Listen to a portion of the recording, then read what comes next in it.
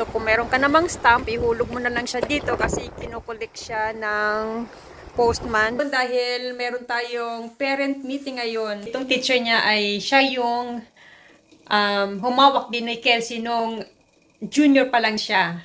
Ayan. So natutuwa siya kasi bumalik sa kanya si Kelsey. Meron ako natirang apple na slice kahapon binili namin. May natira, kakainin natin. Sayang itapon. Sarap. Nabili namin ito sa Marks Spencer. Kasi kahapon napunta kami sa city. Ngayon, may natira. Ito, kainin natin. Then, punta tayo sa post office. So, ayan, papunta na tayo. So, ayan, nandito na tayo sa school ni Bunso. So, imimit ko ngayon ang kanyang teacher para sa kanyang progress in school. Ayan. Ang kanyang learners about their academic. So, this is a great opportunity. I think you're water bottle. Huh? I think you're water bottle. What? Here's my water bottle. So, ito yung pagkakataon na pwede nating magtanong sa teacher kung ano yung progress niya sa kanyang education sa loob ng school.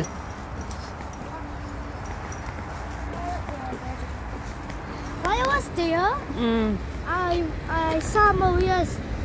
Yeah. Okay, go.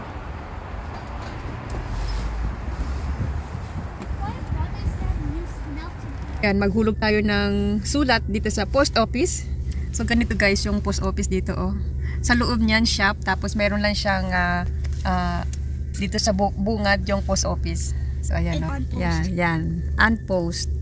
So, dyan tayo pupunta. Tapos, kung meron ka namang post stamp, okay, pwede mo siyang ihulog dyan. So, what is that? And a post box. Yeah. Alright. Yan yung local post box. Okay, pasok tayo sa loob.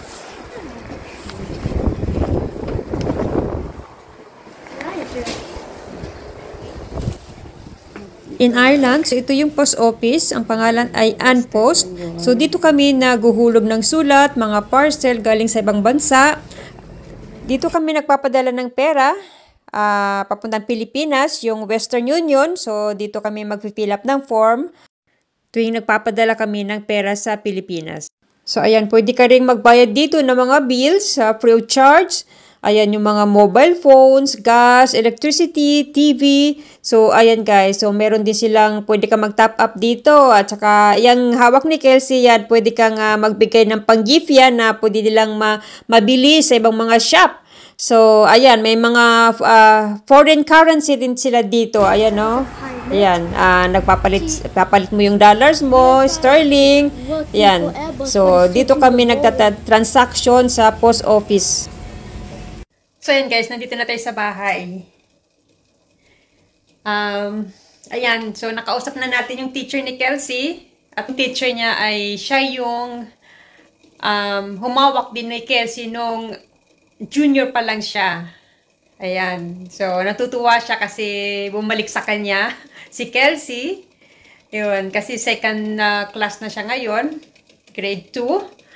So, natuwa ako at sa kanya pa rin nakamay si Kelsey kasi minsan mapupunta doon sa ibang teacher, di ba? So, maninibago. At least siya, alam na niya yung anak ko.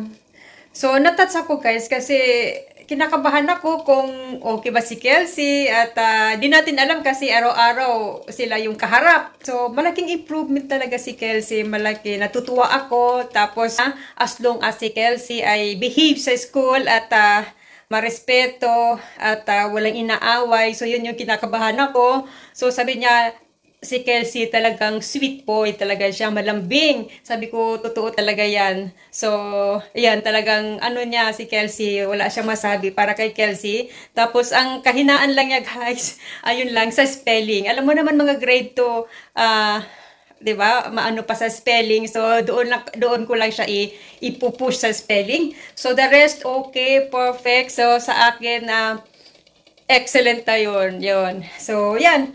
At yun ang comment ng teacher at talagang nakatutok talaga sila sa mga bata. Malaking improve talaga na malaking tulong sa parents na magabayan sila at saka yung sa pagtuturo, hindi biro yata maging teacher, di ba? Lalo na sa maliliit, makukulit pa yan. So, yan guys, share ko lang sa inyo lahat ng buhay. Luto siya ng boiled egg tsaka toast. So, nandyan ang boiled egg. So, yan guys, thanks for watching everyone. Bye! See you next time. Take care everyone!